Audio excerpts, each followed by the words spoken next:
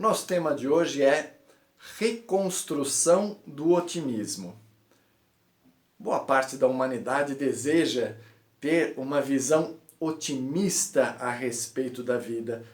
Bem melhor, não? Olhar para a vida com um olhar bom, acreditando que as coisas com toda certeza vão melhorar e assim viver de forma mais feliz e mais leve.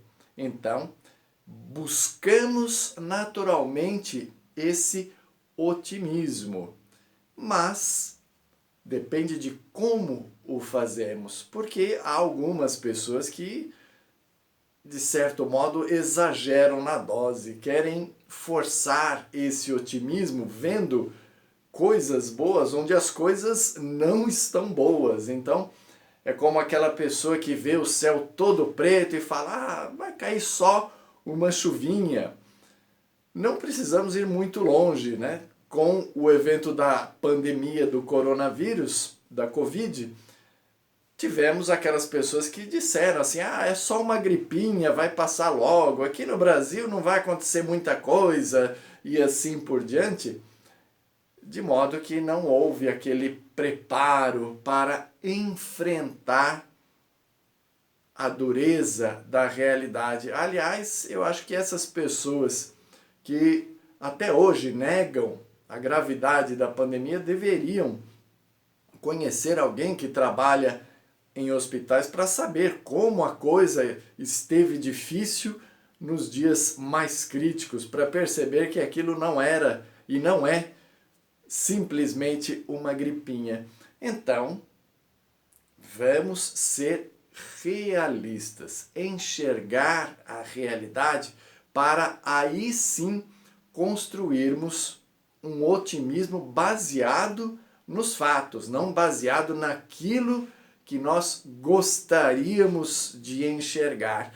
E aí existem algumas frases que são repetidas pelos otimistas, repetidas por aqueles mestres, entre aspas, na autoajuda, como se a repetição dessas frases, a interiorização dessas frases fosse resolver os nossos problemas. E aí eu vou trazer alguns exemplos.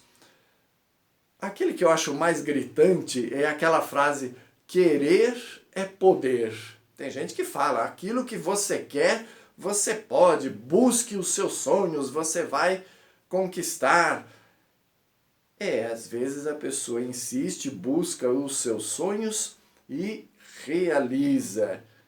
Mas isso não ocorre com todos. Se formos então para o mundo competitivo, né, para situações competitivas, pensa nessa frase, querer é poder.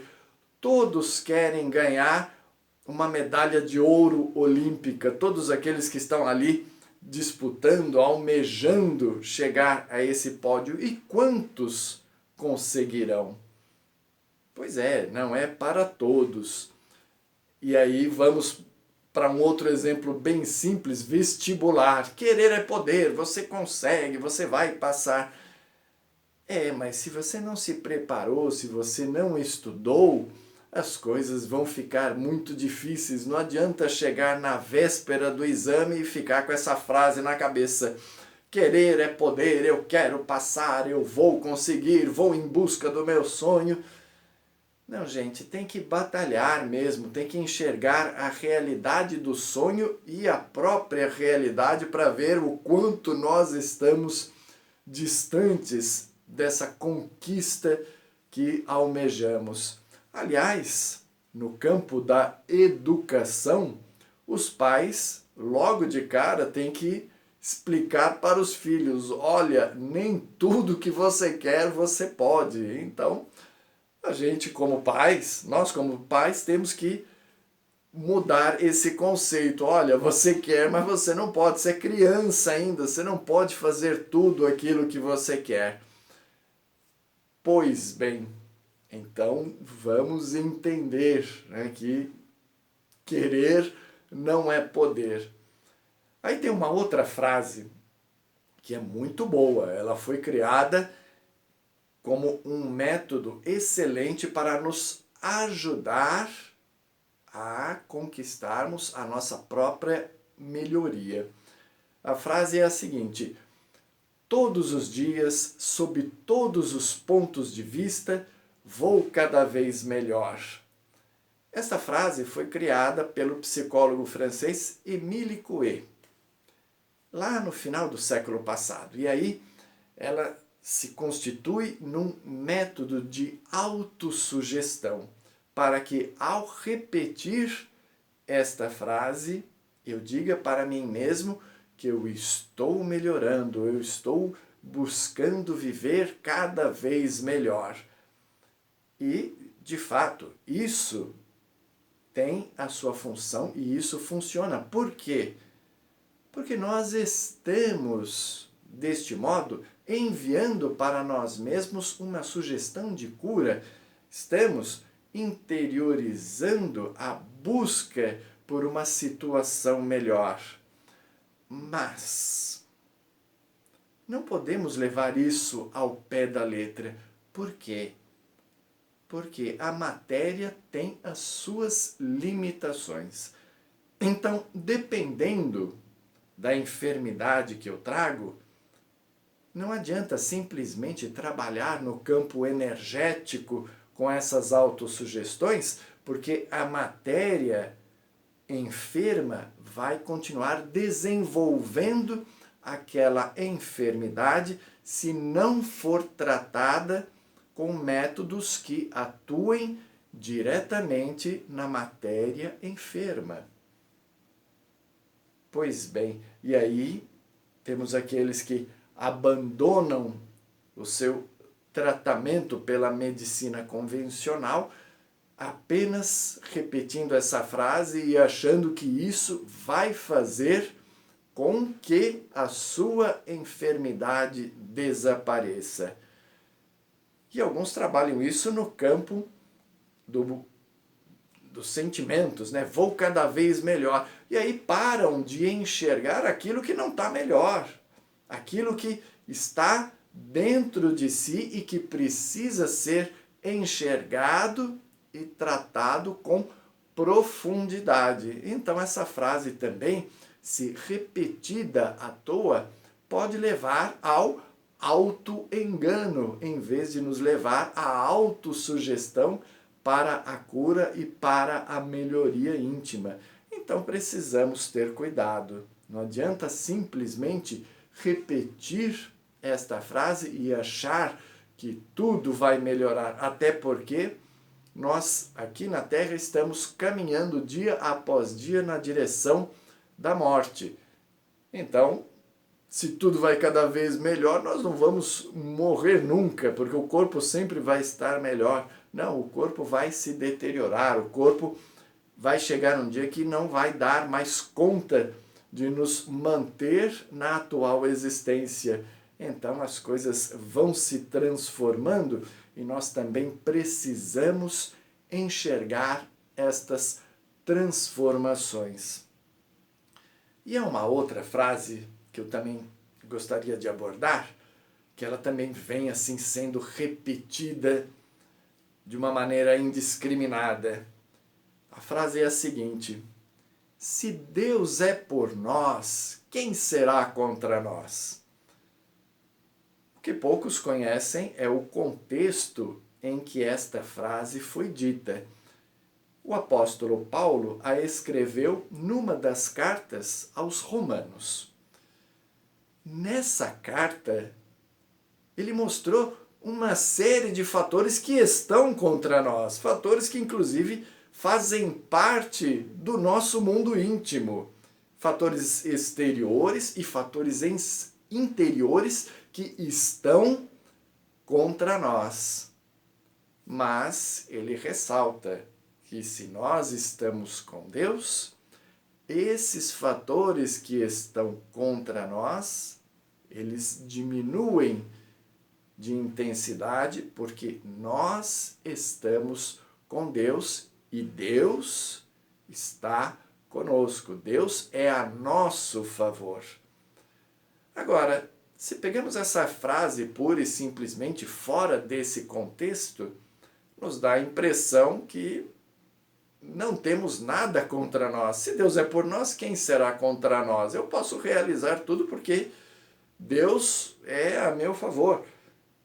Desconhecendo assim, e além de desconhecer, ignorando assim, todos os obstáculos que possam estar no nosso caminho. Aqueles de ordem externa e aqueles de ordem interna.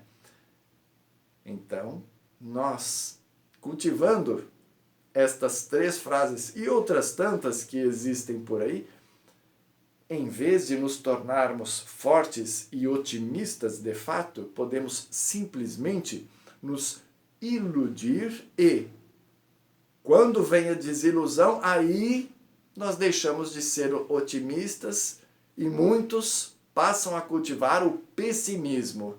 A ideia de que nada dá certo, de que as coisas estão sempre ruins e cada vez piores. Ah, mas melhorou. Melhorou por enquanto, já piora, já vai dar tudo errado de novo. Não tem nada que esteja tão ruim que não possa piorar. E assim por diante. Cultivar o pessimismo também é ruim, viu, gente?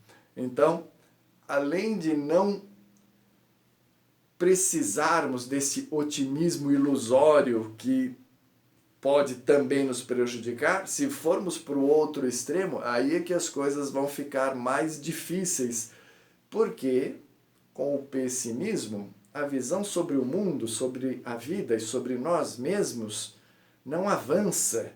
Então estaríamos sempre fadados, destinados à dor e à infelicidade.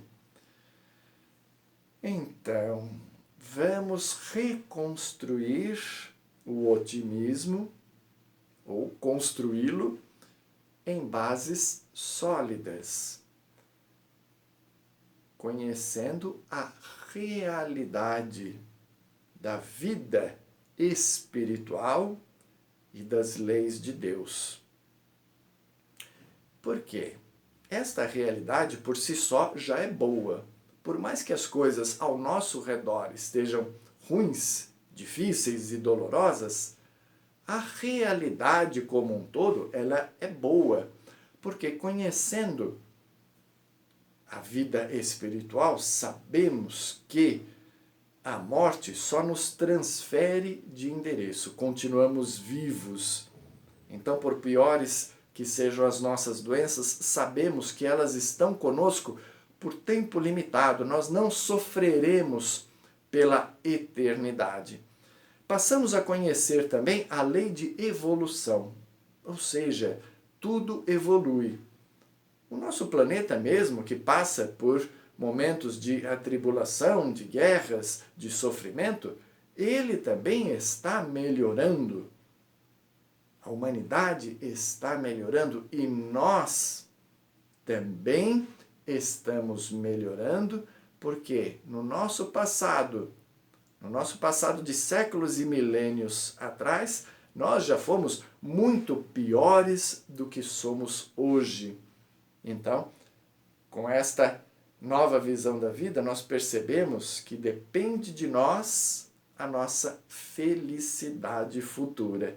Depende de nós construirmos esta vida melhor e mais feliz. Então, quando nós olhamos para aquilo que podemos fazer para o nosso futuro espiritual, para o nosso íntimo, para a nossa melhoria, para a nossa autotransformação, aí percebemos a importância do poder da vontade.